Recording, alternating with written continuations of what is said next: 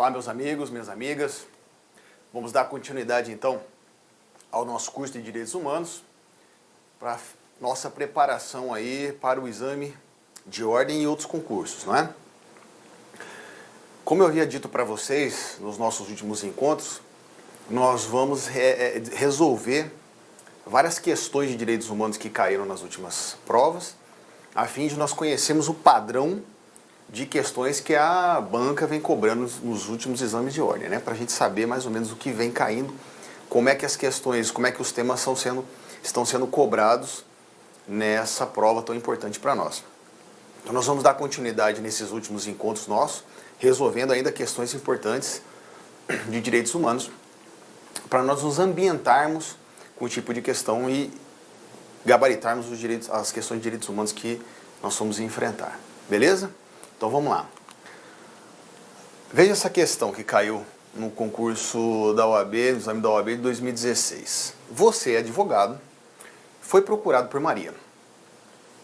Esta relatou que era funcionária de uma sociedade empresária e seu empregador lhe disse que ela estava cotada para uma promoção, mas para tanto deveria entregar um laudo comprovando que não estava grávida. O empregador ainda afirmou que se soubesse por meio de laudo médico que ela havia feito algum procedimento que a impedisse de ter filhos, teria certeza de que Maria estaria plenamente dedicada à sociedade empresária, o que seria muito favorável à sua carreira. Maria terminou o relato que fez a você, informando que se negou a entregar tal laudo e acabou sendo demitida no mês seguinte. Você sabe que o Brasil é signatário da Convenção sobre a Eliminação de todas as formas de discriminação contra a mulher. A conduta praticada pelo empregador de Maria pode ser caracterizada como? Vamos às alternativas. A linha A. Item A. Ato moralmente reprovável, mas plenamente lícito, uma vez que o empregador agiu na sua esfera de autonomia e dentro do exercício de seu direito potestativo. Violação à Convenção sobre a Eliminação de todas as formas de discriminação contra a mulher, porém, sem ensejar consequência jurídica de responsabilização do empregador, uma vez que não há nenhuma outra lei nacional que proteja a mulher trabalhadora em casos como esse. Letra C. Abuso de direito que sujeita o empregador única e exclusivamente ao pagamento de indenização pelo dano moral causado à funcionária.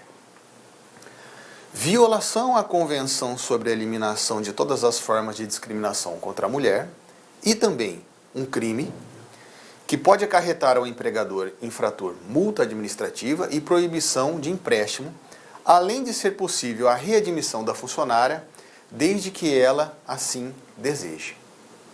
Então você pausa agora a sua aula, analisa a questão e marque a alternativa que você entende correta. Em seguida nós vamos corrigir. Então vamos lá, agora a resposta.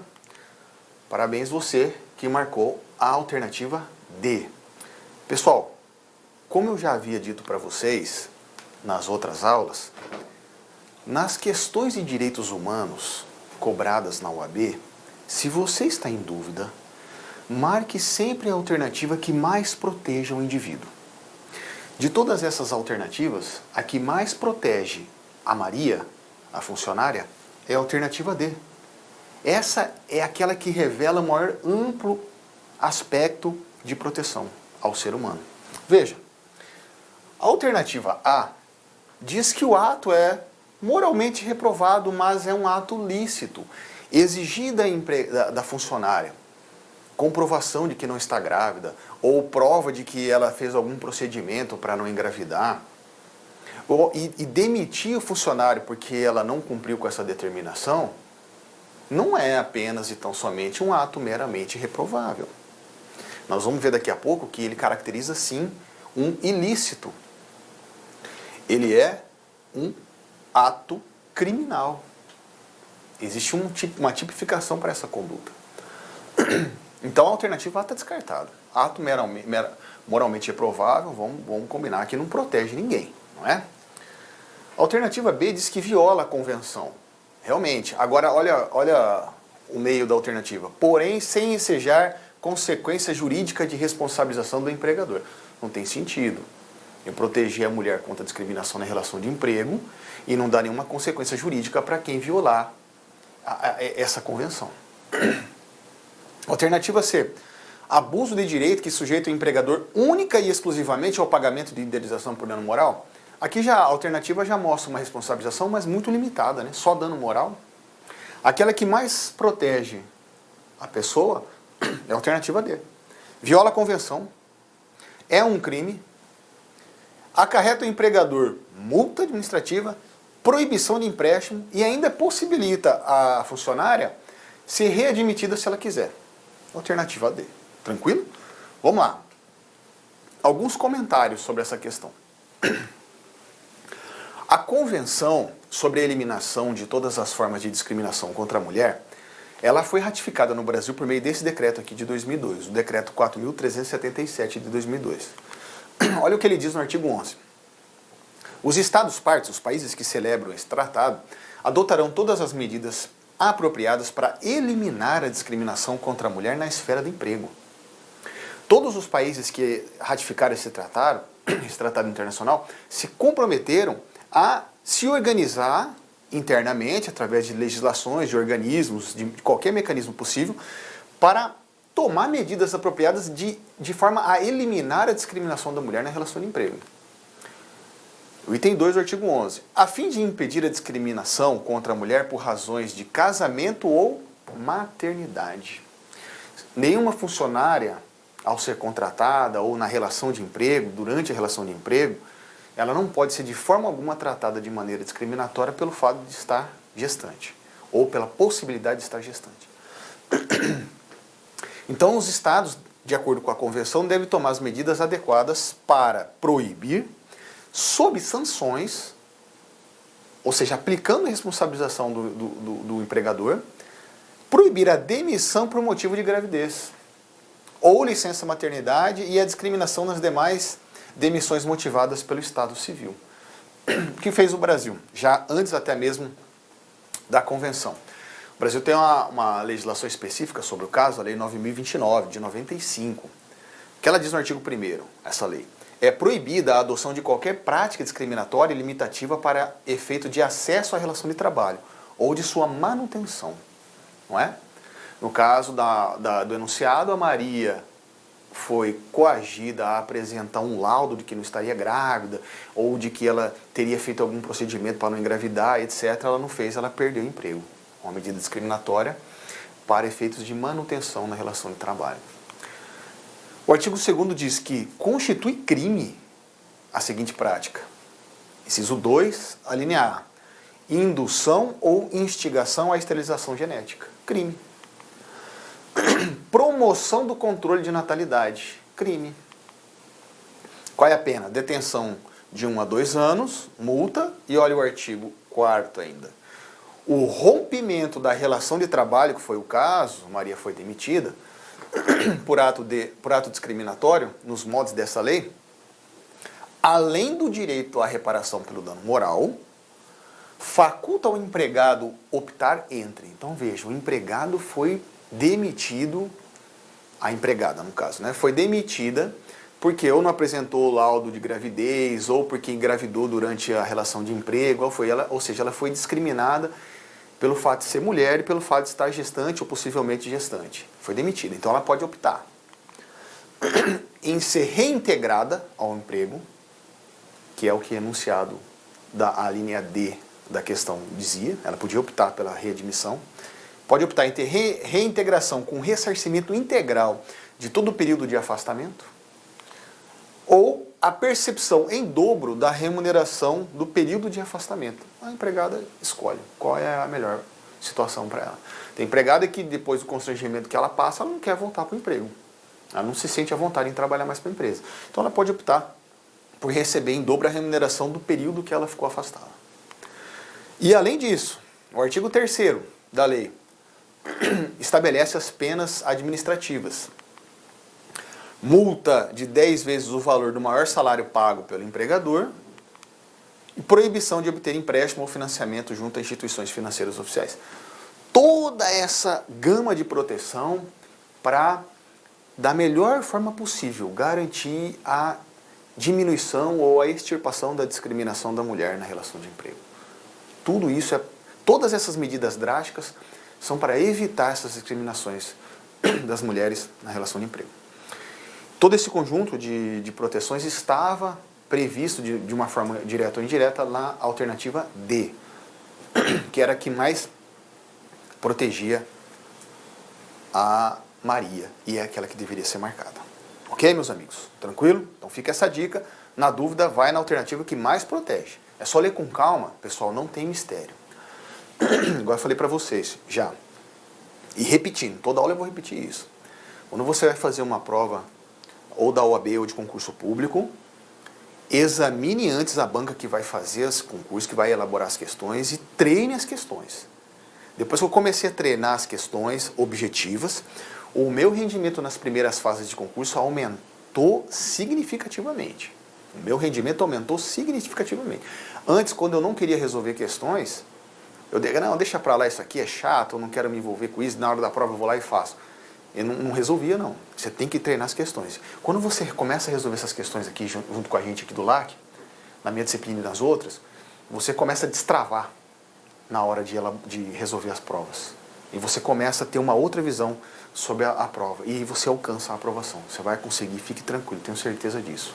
Vamos treinar juntos. Próxima questão. Você, na condição de advogado, veja, 2 questões seguidas já profetizando você como advogado, meu caro aluno. Você como advogada. Você vai ser advogado e você vai ser advogada. Veja comigo aqui. Você, na condição de advogado, foi procurado por um travesti que é servidor público federal. Você está no seu escritório, chega um travesti para te procurar atendimento e é servidor público federal. Na verdade, ele adota o nome social de Joana, embora no assento de nascimento o seu nome de registro seja João. Ele gostaria de ser identificado no trabalho pelo nome social, Joana. E que, assim, o nome social constasse em coisas básicas, como cadastro de dados, correio eletrônico, no e-mail do serviço, no crachá. Veja, travesti, a pessoa que se identifica com o sexo oposto do seu sexo biológico. Então, a pessoa, você, olhando para a pessoa, você enxerga uma mulher, mas na verdade os órgãos internos dela são masculinos. E a foto dela, se você olhar a foto, você vê uma mulher. Então você pega o crachá da pessoa, está uma foto de uma mulher e o nome embaixo João. Para ela é constrangedora essa situação. Ela adotou o nome social de Joana. E ela gostaria que no crachá, nos e-mails, nos documentos oficiais do serviço dela, da relação pública, no órgão público onde ela trabalha, constasse o nome social, Joana. Sob o ponto de vista jurídico, em relação à orientação a ser dada à solicitante, assinale a alternativa correta. Então, se o advogado foi procurado por ela, dê a alternativa correta como você vai orientar. A linha A, item A. A Constituição Federal até prevê a promoção do bem sem qualquer forma de discriminação. Mas não existe nenhuma norma específica que ampare a pretensão do solicitante. Alternativa B. Não apenas a Constituição está orientada para a ideia de promoção do bem sem discriminação, como a demanda pleiteada pela solicitante encontra amparo em norma infraconstitucional. Alternativa B. Tanto a Constituição dá essa direção, como a lei infraconstitucional também. Existe norma abaixo da Constituição prevendo isso. A letra D. O solicitante possui esse direito, pois assim está previsto na Convenção das Nações Unidas para os Direitos LGBT. Alternativa D. Ainda que compreenda a demanda do solicitante, ele não possui o direito de ser identificado pelo nome social no trabalho, uma vez que é um homem que se traveste de mulher. Então pausa agora o vídeo, o seu computador, o seu notebook, e assinale a alternativa que você entende correta. Vamos lá então, pessoal. Você já marcou, já estudou a questão, vamos corrigir agora. Você que acertou, marcou a alternativa B. Veja, não apenas a Constituição está orientada, veja o que diz a Constituição, artigo 5º. Todos são iguais perante a lei, sem distinção de qualquer natureza. Sem distinção de qualquer natureza. Ou seja, a Constituição, já no artigo 5º, quando trata dos direitos e garantias individuais e coletivos, os direitos fundamentais, o primeiro direito fundamental que a Constituição traz é o direito da igualdade. Todos são iguais perante a lei. Não há a possibilidade no Brasil, no nosso ordenamento, de se tratar pessoas de maneira discriminatória, se não houver um fundamento para isso. Eu posso tratar pessoas desiguais de maneira desigual para alcançar uma igualdade, uma balança, ok. Mas se não há justificativa ou fundamento para esse tratamento desigual, o tratamento discriminatório ofende a Constituição. Então a Constituição tem orientação para isso. A ideia de promoção do bem sem discriminação, ok. E também existe uma norma infraconstitucional garantindo o direito da Joana. A alternativa A está errada. Por quê? Ela diz que não existe nenhuma norma específica para amparar a pretensão do solicitante. A alternativa C está errada porque não existe ainda uma Convenção das Nações Unidas para os Direitos LGBT. Existem orientações, princípios, cartas, mas convenção não. E a alternativa D está errada porque está dizendo que o João ou Joana não possui o direito de ser identificado pelo nome social. Ok? Podem reparar, a alternativa que mais protege é a B. Porque a C, apesar de dizer que existe uma convenção, ela não estabelece se pode ou se não pode. Ela diz, os direitos gerais estão previstos ali na convenção. Isso aqui é para induzir você a erro. Ok? Pode parecer que a C está protegendo mais, mas não está. Os direitos estão previstos lá na convenção, mas não diz quais direitos ou até onde vão esses direitos. E na verdade é uma pegadinha. Safado esse elaborador dessa questão. Não existe ainda essa convenção. Ok, pessoal? Vamos discutir um pouquinho mais essa questão aqui. Então, gabarito letra B. Ok? Vamos lá. Qual é a norma infraconstitucional que garante o direito de João ou Joana, que é servidor público federal? No âmbito da administração pública federal, existe um decreto de 2016, baixado pela presidente Dilma, ex-presidente Dilma. O decreto 8727. Vamos lá, artigo 1º. Esse decreto dispõe sobre o uso do nome social e o reconhecimento da identidade de gênero de pessoas travestis ou transexuais no âmbito da administração pública federal. No âmbito da administração pública federal, para os servidores públicos federais existe uma previsão legal acolhendo essa pretensão, que foi exatamente o que a questão estava perguntando. Artigo 2. Os órgãos e as entidades da administração pública federal, direta, autárquica e fundacional, em seus atos e procedimentos deverão adotar o nome social da pessoa travesti ou transexual, de acordo com o seu requerimento. Pessoa travesti, no caso lá de João, deveria fazer um requerimento ao chefe do departamento em que ele se encontra, pleiteando informalmente um requerimento simples, que a partir dali ele deveria ser chamado de Joana e o chefe do departamento, com base nesse decreto federal, deve acolher o pedido. Ok? Agora veja, no âmbito do Poder Judiciário também existe essa previsão, pessoal. Existe uma resolução 270 de 2018, recente a resolução, viu, do CNJ, que trata dos mesmos direitos para os servidores do Poder Judiciário e também para as testemunhas dos processos, para as pessoas que usam do sistema judiciário.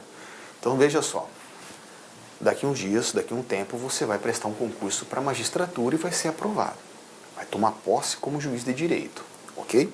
Um dia você está no seu gabinete, você estará no seu gabinete, aí vai chegar uma testemunha que na pauta vai estar identificado como Ricardo Oliveira. Quando chama o Ricardo Oliveira, faz o pregão, testemunha Ricardo Oliveira, vai sentar na sua frente uma mulher. Aí você vai olhar, pega o documento, aí vai estar lá a foto da pessoa que se sentou ali e o nome Ricardo, mas você está vendo que é uma mulher. O que você faz? Chama de Ricardo? Chama de outro nome? Como é que você faz? Você deve perguntar à testemunha como ela deseja ser tratada. De repente, ela não fez a alteração do nome nos documentos oficiais, mas deseja ser tratada pelo seu nome social. É um direito da pessoa que se encontra nessa condição. Ok, pessoal? O que diz a resolução 270? de 2018 do CNJ. Artigo 1º. Fica assegurada a possibilidade de uso do nome social às pessoas trans, travestis e transexuais usuárias dos serviços judiciários. Uma testemunha, uma parte, uma pessoa que se utiliza do serviço judiciário, ela tem o direito de usar o nome social. Também aos magistrados, se houver algum juiz, alguma juíza, né, que seja trans ou travesti, enfim, isso tem que ser respeitado de acordo com o CNJ. E ele tem o direito, ou ela tem o direito de ser tratado pelo nome social que deseja. E também aos estagiários, Poder Judiciário, e aos servidores, e aos trabalhadores terceirizados do Poder Judiciário. Ou seja, a resolução englobou todo mundo que trabalha na justiça. Os usuários, magistrados, seja de primeiro ou segundo grau, ou de entrância especial, ministros, juiz de direito, juiz federal, desembargador federal, juiz do trabalho, juiz militar, todos os membros do Poder Judiciário. Seus assessores, que são servidores, funcionários de secretaria, e também os estagiários e aquelas pessoas que prestam serviço terceirizado, de limpeza e manutenção. Todo mundo que entra no Poder Judiciário, de alguma forma, tem o direito de ser tratado pelo nome social, ok? E seus registros funcionais, sistemas e documentos. Artigo 2º, parágrafo 3º.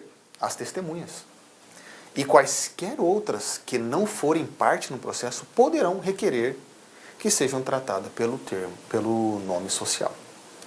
Ok, doutores? Então, se um dia você estiver advogando e você, um cliente seu, uma testemunha rolada por você, desejar utilizar o nome social, faça uso dessa resolução 270, ok? Para evitar constrangimento na hora do ato processual, ok? Se cair essa questão no seu exame de ordem, você já sabe resolver. Parágrafo 4º do artigo 2º. Os agentes públicos deverão respeitar a identidade de gênero e tratar a pessoa pelo prenome indicado nas audiências, nos pregões, nos demais atos processuais, devendo ainda constar nos atos escritos. Até mesmo na hora de fazer a chamada oficial de justiça, ou quem for fazer o pregão da audiência, se houver requerimento prévio, é óbvio, né? A pessoa não tem como adivinhar. Ela já tem que fazer uso do nome social da pessoa. Ok, doutores? Agora, vamos avançar um pouquinho mais, vamos cavar um pouquinho mais nesse tema, porque recentemente teve uma mudança importante na jurisprudência nacional.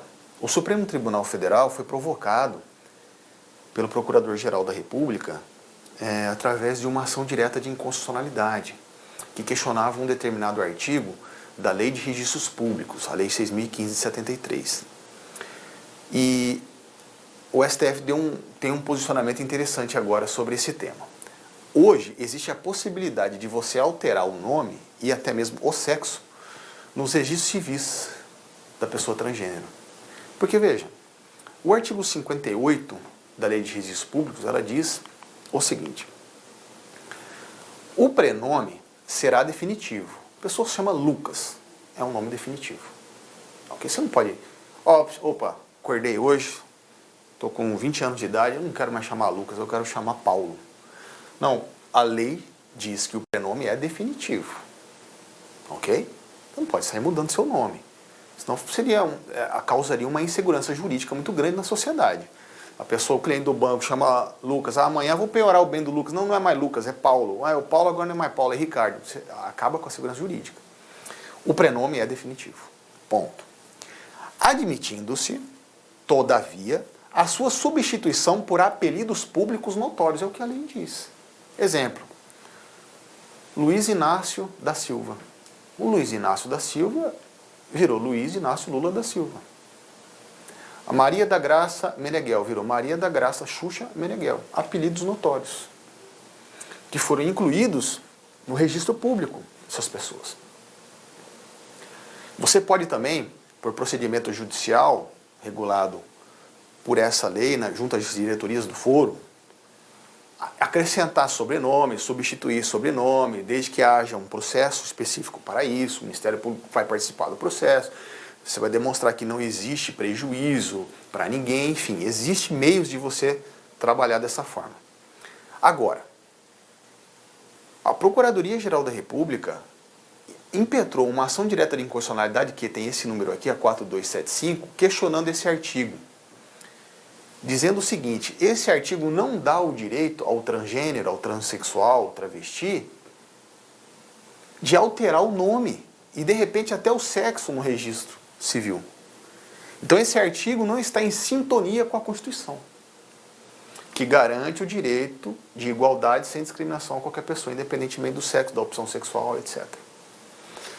O que fez o STF? O STF deu uma interpretação conforme do artigo 58 em face à Constituição. E, inclusive, usou também a Convenção Americana de Direitos Humanos para formar ainda mais a convicção a respeito e a fundamentação da decisão. O STF passou a reconhecer aos transgêneros que assim o desejarem, independentemente de cirurgia de transgenitalização ou da realização de tratamentos hormonais ou patologizantes, o direito à substituição de prenome e sexo diretamente no registro civil. Qual é a situação hoje, pessoal? A pessoa é transgênero, ela pode se dirigir ao cartório independentemente de ação judicial, ou seja, ela pode se dirigir diretamente no registro civil, e ainda não precisa demonstrar que fez a cirurgia de transgenitalização ou tem algum tratamento hormonal, e lá ela pode alterar o nome e o sexo. Para quê? Para corresponder à identidade civil dela com a identidade psicossocial que ela se encontra. Ok? Depois desse julgamento da ADIM, que hoje então já se admite a alteração do nome e sexo no registro civil. Você vai lá onde você tirou sua carteira, sua certidão de nascimento, e lá se altera.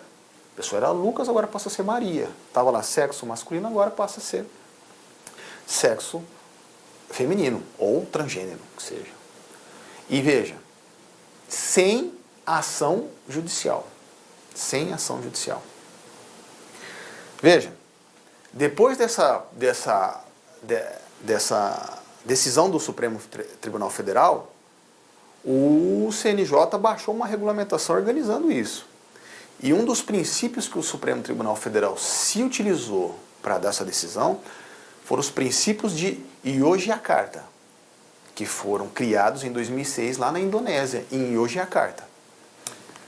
Veja, esses princípios de Yogyakarta, que vai cair na sua prova da OAB, lá do ano 2006, surgiram numa conferência lá nessa cidade na Indonésia, e nada mais são esses princípios do que algumas diretivas, são 29 diretivas relacionadas à diminuição da discriminação da pessoa do transgênero, ou que seja, LGBT. Né? Então são diretivas para corrigir aí a discriminação relacionada à orientação sexual e identidade de gênero. Né? 29 princípios que destacam a não discriminação, ok? Reconhecimento perante a lei, perante a sociedade, etc. E proteção contra abusos médicos e direito de constituir família, dentre outros. Então o Supremo Tribunal Federal invocou também para fundamentar sua decisão os princípios de Yogyakarta, que se referem a diretivas para diminuir o preconceito e a discriminação contra pessoas por questões afetas à orientação sexual e identidade de gênero. Ok? Aqui o provimento do CNJ. O provimento 73 de 2018. Diz o seguinte: toda pessoa maior de 18 anos completos pode requerer diretamente ao cartório, só dirigir ao cartório, a alteração e averbação do prenome e do gênero, independente de prévia autorização judicial, ou da comprovação de realização de cirurgia sexual, ou tratamento hormonal, ou mesmo apresentação de laudo médico. Só se comparecer ao cartório, ok? Então ficou muito mais fácil agora, muito mais célere. Todas essas medidas, pessoal, são tomadas com uma finalidade apenas: acabar com a discriminação, com o tratamento desigual entre pessoas que, na verdade, são iguais. Enfim, na sua essência, todos são seres humanos, ok? Você não pode tratar de forma discriminatória uma pessoa apenas e tão somente pela sua orientação sexual ou pela sua opção de identidade de gênero. É por isso que o Supremo Tribunal Federal, há cerca de 10 anos atrás, na ADPF 132, interpretou a Constituição, lá no artigo 226, onde a Constituição diz que é reconhecida como uma entidade familiar a união estável entre o homem e a mulher, o STF reinterpretou esse artigo dizendo o seguinte: a Constituição quis dizer que é reconhecida a entidade familiar a união de pessoas que podem ser ou não do mesmo sexo. De acordo com a doutrina, esse artigo da Constituição passou por um processo de mutação constitucional, que é um processo informal de alteração do sentido da norma constitucional. A Constituição dizia algo em 1988, quando ela foi escrita. Hoje o sentido dela é muito maior, é muito mais amplo. Toda essa construção de raciocínio, de entendimento, se resume na obrigação do Estado em acabar com a discriminação de pessoas pela orientação sexual ou pela identidade de gênero. Ok? Tudo bem? Próximo encontro, então, nós continuamos com mais exercícios resolvendo. Ok, pessoal? Um abraço e até a próxima. Clique like.